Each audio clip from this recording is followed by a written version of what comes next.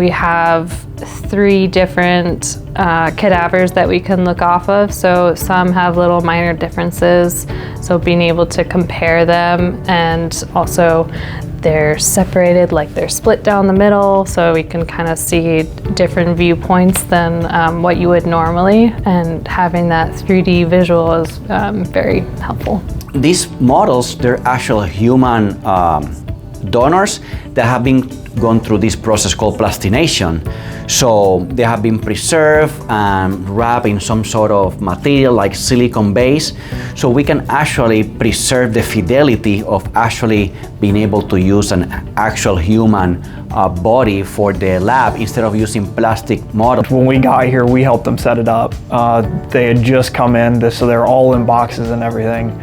And so we're opening these boxes, and I'm like, I can see things that I definitely know that I would have screwed up if I had to dissect this. Like, I can't do anything near that job.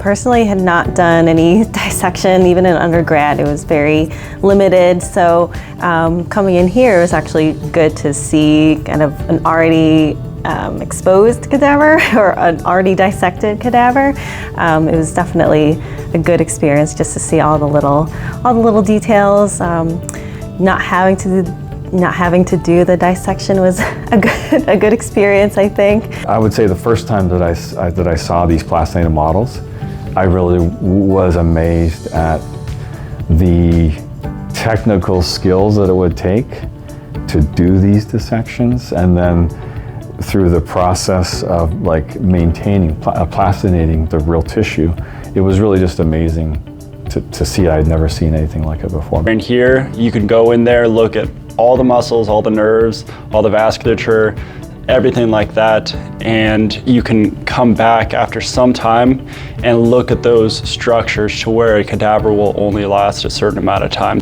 I mean, there's no real cleanup. We just have to put things away. You don't have to worry about chemicals. You're not being exposed to any chemicals or anything. You get to sit in a not terribly cold room. I'm somebody who hates the cold, so knowing that I can go into like a place that I can just toss on a sweatshirt and I'm never gonna be like uncomfortable or anything, not gonna have to deal with getting smells out of clothing, and just be able to come in, study, just get right on it, find things that I wouldn't find if I did it. It really makes it easier to appreciate and use the time well, and learn things that you might miss when you have to do it yourself in such a short period of time. They're former subjects, and so that's the other thing, is each of those cadavers, just like a normal cadaver, they all have their own like small differences because it's a real person, and not everyone's biology is exactly the same. You know, some muscles and some things just attach just a little bit different person to person, and because those are real people that they preserved so perfectly, you can really appreciate, just like on a normal cadaver, yeah, this is how like some people are just a little bit different, and you can appreciate that there are some differences while also having all the benefits of it all being like done like it's just all frozen in time. It's like it's frozen in time, really. If people are still a little bit unsure if they really want to go into PT or continue as a PT student, I think these cadavers have definitely just heightened my interest a little bit more.